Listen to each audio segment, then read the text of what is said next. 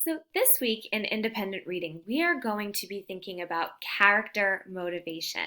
And this is something that we oftentimes, when we step inside the shoes of our character, we relate to that character and we understand how they tick. But this is going to add a deeper layer of analysis, thinking about what motivates our character, what they want or desire, and how that changes the story that we're reading. So first of all, let's just talk about that word motivation and what is character motivation, because you might never have used that word to describe things that are happening in your story. So this is a definition from literarydevices.net. In literature, motivation is used to connect the behavior and actions of a character with the events of the story. Motivation serves as the logical explanation for what a character does, which is necessary for the readers and audiences to understand the causes of a character's actions. The core desires of characters lead the way to all actions in storytelling. So that's a really powerful statement about how characters' motivations and understanding those motivations lead to all the different events that happen in a story. So as a reader, it's important for us to understand how those motivations are impacting the characters in our story. And later this week, as a writer, it's also going to be helpful as we set up our own stories. Now we need to think about the two types of motivation to consider our characters and figure out what exactly they are doing and thinking. Okay, so there are two types of motivation. And this is true for people as well as for characters. So there's intrinsic motivation and there's extrinsic motivation. Intrinsic motivation comes from inside the character. It comes from personal enjoyment or personal fulfillment, spiritual growth, knowledge, well-being. But it all comes from inside the character. There's no external force that's motivating them, like money. So for instance, if someone is volunteering in real life or in a story, we would say that could be intrinsically motivated because they're doing it to help other people, to feel good, to make a difference, but they're not getting paid to do it, right? So that could come from an intrinsic motivation. But if their mom or dad is making them do it, that would be extrinsic motivation. So extrinsic motivation comes from outside the character. There's either a physical reward, so they get money, right? Or they get something. There's power involved. There's titles. There's money that is changing hands. Or it also could be that you're being forced to do something through coercion or somebody telling you you must.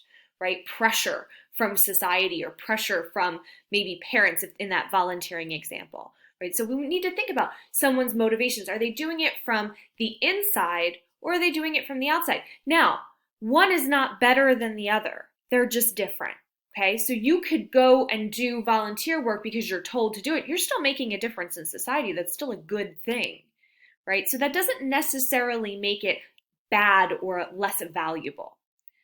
So as we're thinking about our characters and reading in our books, let's ask ourselves these questions. What is the character doing? Why is the character doing what they're doing? Okay, so you have to pause and kind of think about that. What's motivating these actions or these choices? What does the character gain if he or she is successful? So if they're trying to do something, what will they get out of that? Will it be an inside emotional thing or an outside monetary or power kind of thing? What does the character stand to lose if they fail? Now that's an important question. If your character is, perhaps we're reading a story like The Maze Runner or The Hunger Games, where your character is doing something of great societal value, what happens if they are not successful? And how does that motivate what they're doing or change the way that they're doing it? Motivated characters are much more interesting to the reader, and they teach stronger lessons in a story. And that's why motivation is so important. When characters have reasons for their actions, it makes them much more interesting. They are dynamic rather than static. round instead of flat on the page. So when we as readers can analyze and understand those motivations, we have a much deeper understanding of the character. So as you're reading, please consider this week. Now remember, and I put this here because it's important, these motives can change throughout the story as your character changes and develops.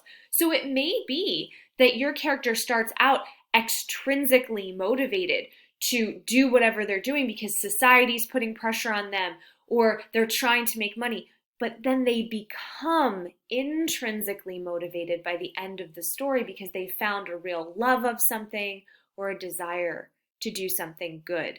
So think about that because sometimes things can change and it can go the other way too. They could start out intrinsically motivated but then become more extrinsically motivated depending on the events of the story. Okay. Now, let me just give you an example here so that you can kind of see this in practice because this is the kind of thing that you're going to do this week in your independent reading activity. So let's think about the Pearl. We all read the Pearl together and think about Kino, who I think is a really complicated character when it comes to motivation.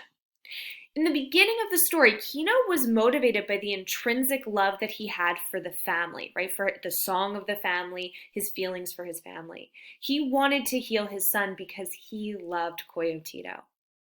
But when Kino found the Pearl, his motivations quickly turned to become extrinsic in the pursuit of material objects. Remember all the things that he wanted. It started with paying for the doctor, but then it was new clothes, and a rifle, and a harpoon, and an education for Coyotito, and. Instead of being motivated by love, Kino became motivated by greed and fear. These motivations help develop the book's central theme about greed. So see how the motivations that Kino has really help us to understand the lesson of the story because they impact every decision that he makes. And ultimately, as we learned, that greed leads to his downfall. So I hope that as you're reading this week, this information can help you to uncover the motivations in your book for your characters. Remember, you could think about your protagonist or you could think about the antagonist in your story. Think about different characters and find one that you think you could really talk about their motivation. I am available on our office hours as well as by email for one-on-one help. So if you're stuck, reach out to me and we can talk more about this. Thanks, guys.